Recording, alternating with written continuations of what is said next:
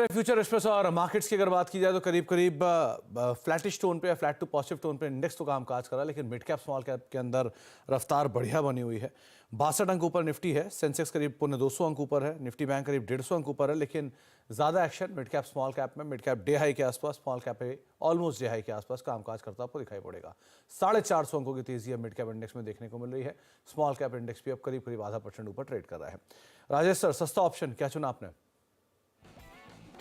तो सुमित जी, सस्ता ऑप्शन में ऑटोमोबाइल स्पेस से हमें स्टॉक पसंद आ रहा है अशोक लीलैंड का। अशोक लीलैंड में देखें तो जिस तरीके से एक करेक्शन के बाद स्टॉक में जो रिकवरी बनी, एक वी शेप रिकवरी देखने को मिली और स्टॉक ने अपने प्रीवियस सीरीज के हाई को भी यहाँ पे क्रॉस करते हुए दिख रहा है।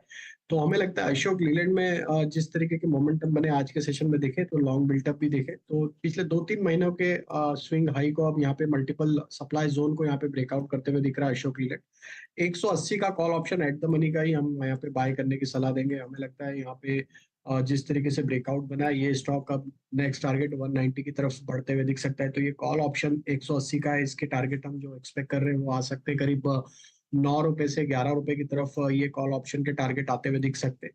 करंट लेवल से इस कॉल ऑप्शन का स्टॉप लॉस रखना है 2 रुपए 50 पैसे के आसपास।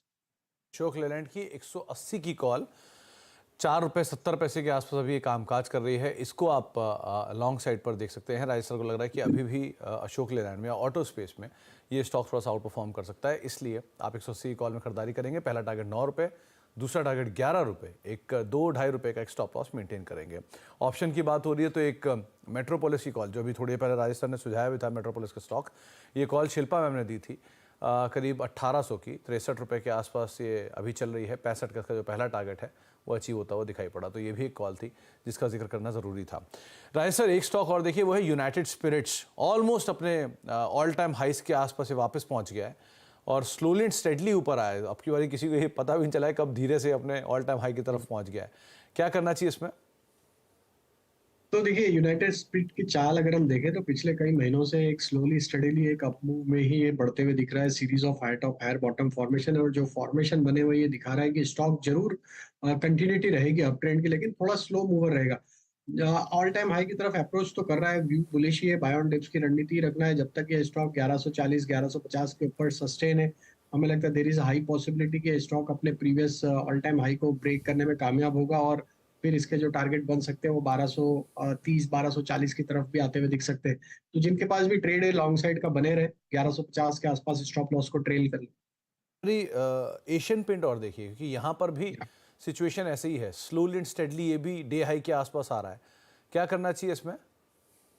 सो देखिए, काफी अंडर परफॉर्मेंस के बाद स्टॉक में एक यहाँ पे बेस बिल्डिंग होते हुए दिख रही है। हालांकि अभी यहाँ पे कंफर्मेशन जो मिलेगा उस बेस फॉर्मेशन का वो ब्रेकआउट आने के बाद मिलेगा, जो कि होगा 2920 के ऊपर। अगर ये 2920 को क्रॉस करने में कामयाब होगा तो यहाँ पे हमें कंफर्मेशन मिलेगा नियर टर्म सेटअप पे।